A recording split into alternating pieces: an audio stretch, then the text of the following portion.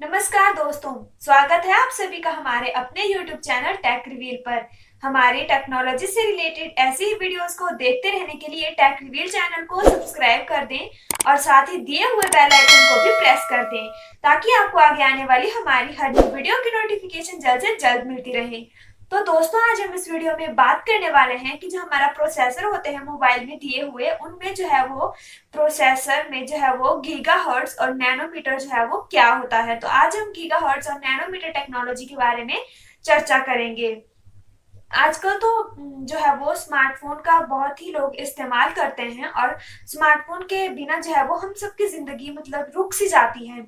अगर स्मार्टफोन के हमारे जो है वो हमारे कई सारे कामों को उसने आसान कर दिया है, क्योंकि स्मार्टफोन से हम कई सारे काम जो है वो बहुत ही आसानी से कर पाते हैं। लेकिन स्मार्टफोन से जुड़ी कई ऐसी बातें होती हैं जो ज्यादातर लोग नहीं जानते हैं, जैसे कि स्मार्टफोन में जो प्रोसेसर होता है उनमें जो है वो नैनोमीटर और गीगाहर्ट्ज जो है वो टेक्नोलॉजी जो है वो क्या होती है या इनका मतलब क्या होता है। तो चलिए आप सबको बताते हैं कि स्मार्टफोन के प्रोसेसर में गीगाहर्ट्ज और एनएम या नैनोमीटर टेक्नोलॉजी जो है वो क्या होती है।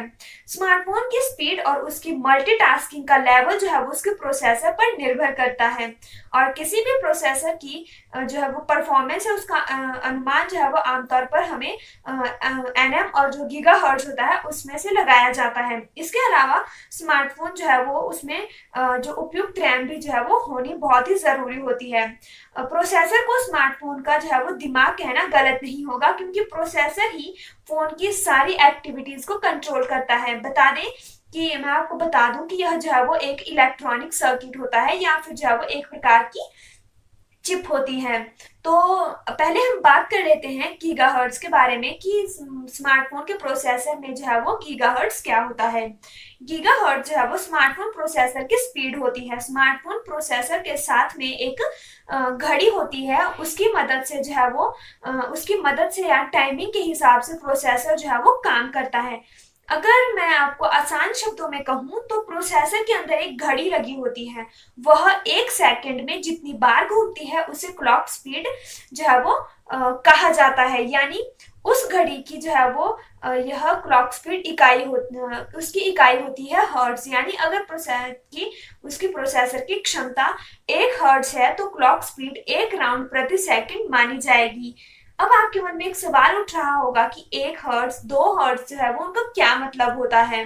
तो मैं आपको बता दूं कि स्मार्टफोन के प्रोसेसर में 1 गीगाहर्ट्ज का मतलब होता है कि वह एक सेकंड में 100 करोड़ बार जो है वो काम करेगा। उसी तरह 2 गीगाहर्ट्ज में वह एक सेकंड में 200 करोड़ बार जो है वो काम करेगा। स्मार्टफोन के प्रोसेसर में जितने ज्यादा गीगाहर्ट्ज होगा उसकी स्पीड जो है वो उतनी ही उसकी स्पीड उतनी ही जो है वो ज्यादा होती है। मोबाइल प्रोसेसर में अब हम देखेंगे कि इसमें एनएम टेक्नोलॉजी यानी कि नैनोमीटर क्या होता है।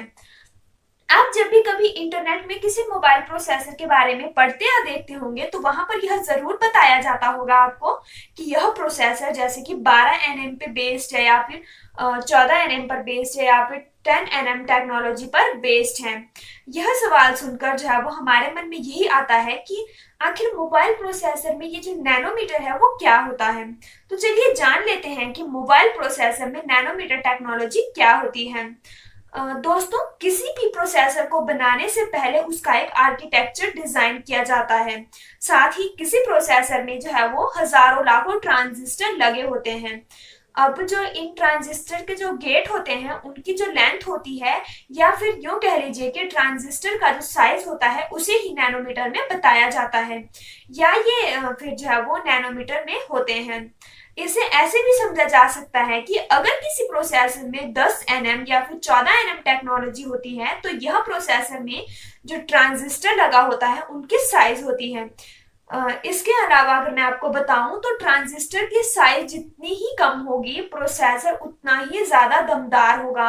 साथ ही यह जो है वो कम पावर को खपत करेगा और इसकी जो परफॉर्मेंस है वो ऑलराउंडर परफॉर्मेंस जो है उसकी बढ़िया रहेगी।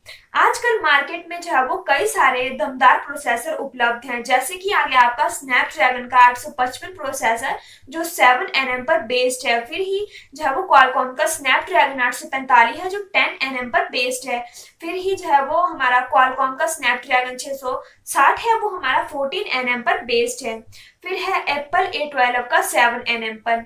यह जो है वो कुछ दमदार प्रोसेसर थे। तो अब आपको अच्छे से समझ आ गया होगा कि मोबाइल प्रोसेसर में नैनोमीटर टेक्नोलॉजी क्या होती है।